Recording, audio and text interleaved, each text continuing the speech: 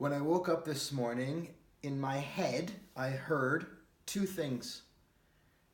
Dinosaur songs, which my son has been listening to constantly. Tyrannosaurus Rex, Parasaurolophus, just going on and on. And when that wasn't happening, I heard myself having an argument with my wife. Not one that had occurred, but just imagining argumentative dialogue that might come up with certain circumstances throughout the day.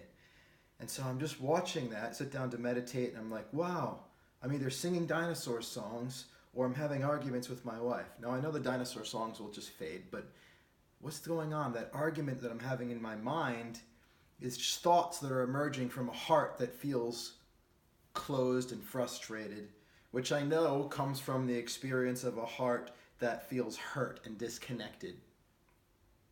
And so when I didn't have a coaching client today, I knew the best thing that I could use my time for would be to open my heart and to feel relaxed and free again so that different thoughts would emerge.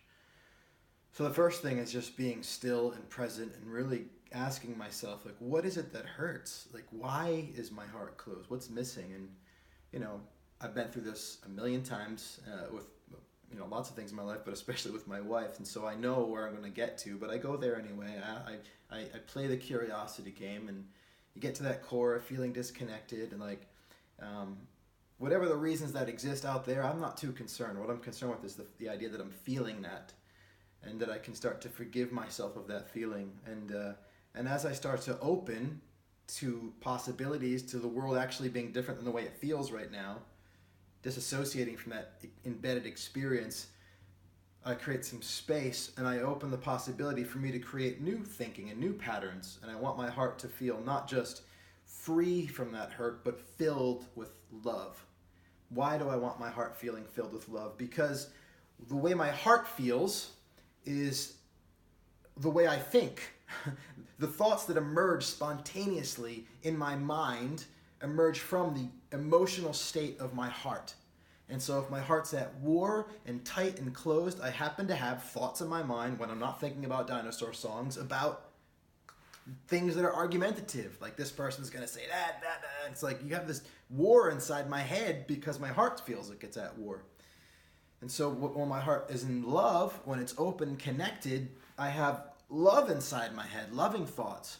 And why do I want to have that? Because besides the fact that it feels good, because the thoughts create my way of seeing. My thoughts are my lens. When something occurs out there in the world, my wife opens the door, my wife looks at me, my wife doesn't look at me. If I'm feeling love in my heart and I'm thinking loving thoughts, then whatever she does comes through the filter of my thinking, and I experience it and interpret it that way. And so I want to see her and everything through love all the time, because it gives me access to the most generative, creative ways of being, both for myself and for others. And so I bought these glasses off Amazon as kind of a little reminder for myself to always see through love, little hearts. If I can see the world through love-tinted glasses, then I'm going to experience love, and I'm going to feel more creative and have more access to my intuition and to more possibilities. And so I want to share with you one of the things that I've been working on this morning. So I have a bunch of ideas that I keep inside of a document about my marriage between my wife and myself. Ideas that are from love and that are reflections of my love for her and our loving ideas about our marriage. And the reason I have them in a document is because when my heart forgets, it's nice to go back and remind myself of that. And the other reason I have it is because reminding myself frequently can inculcate patterns of thinking, actually build neurons that are habitual in the ideas that are born from love. And so one of the ways that I remind myself of them constantly is to read the document. It's in first person. I love my wife, these kinds of things. But what I was working on this morning is a rephrasing of the text in a third person format, because I wanted to use technology as a tool to help remind me. So let me show you what I've created with a little help from our friend Siri. Tell me about my marriage. Dear JP, I have a message of truth for you regarding your marriage with your wonderful wife, Kalpna Morgan. Whether you realize it in this moment or not, you are the perfect and best husband for Kalpna. You are wanted and desired by her. You are, in fact, the most interesting and interested person in her life. You are connected intimately with Kalpna. You are accepted by her. You are respected by her. You are approved of by her, and you are appreciated by her. You are acknowledged by Kalpna constantly with her words, her touch, and especially her silent presence. You are the true and most common focus of Kalpna's attention. You are cared for and loved by her, and you are free to be who you are with her. JP, there is so much that you do for Kalpna, without even having to think about it, simply because of who you are. You forgive Kalpna constantly. You forgive her when she acts unkindly or when she forgets to show you the respect and appreciation she so deeply has for you. You happily and freely give your wonderful wife Kalpna all that her heart desires. You provide for her and you do not need anything in return. You help Kalpna sleep. You cook for her and you massage her. You stand up for Kalpna and you acknowledge her constantly. In fact, you are such a champion for Kalpna that you speak of her greatness with everyone you meet and everywhere you go. Please let me remind you that your wife, Kalpna Morgan, is the most youthful, wise, open, strong, responsible, trustable, supportive, appreciative, loving, and red-hot sexiest woman in the world. She have nothing to prove. She is a master of wine. She magically creates her heart's desire. She handles the best and forgets the rest. JP, I know that you know Kalpna is the most important and valuable person in your life. Please know that her heart is always open for you. She loves you and she loves listening to you. It is important for you to remember that whether or not it appears so, Kalpna hears everything you say. On some level, she receives you always, especially in her silence. Your wife Kalpna wants and desires you deeply, and I can guarantee you that she will stay with you no matter what and forever. JP, there is so much that your lovely wife Kalpna does for you as well. She touches, caresses, massages, hugs, and kisses you constantly. As you know, Kalpna absolutely loves having sex with you, and it is her favorite part of the day. While Kalpna may not always be able to be there for you, she is always for you.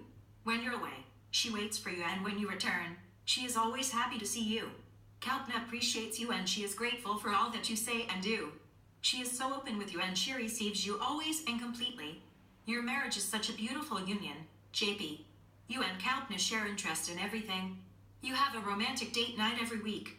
You both value personal and spiritual growth, physical strength, and optimal health, and diversity in experiences.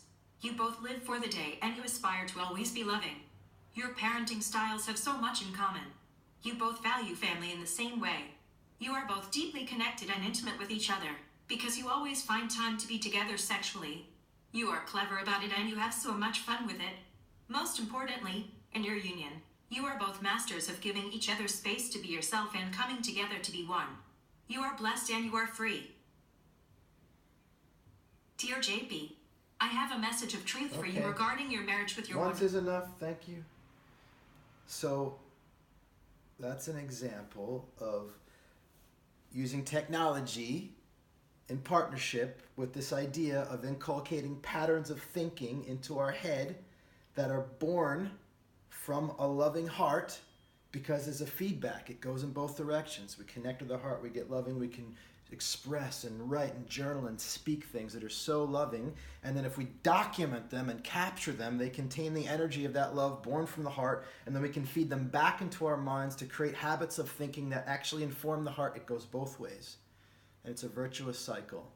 And I love the idea of using technology to kind of influence myself to be more loving. So I'm curious if you like that idea too. If you might want to try it, if you have any questions, let me know. And hey, today is the perfect day for you to create who you are.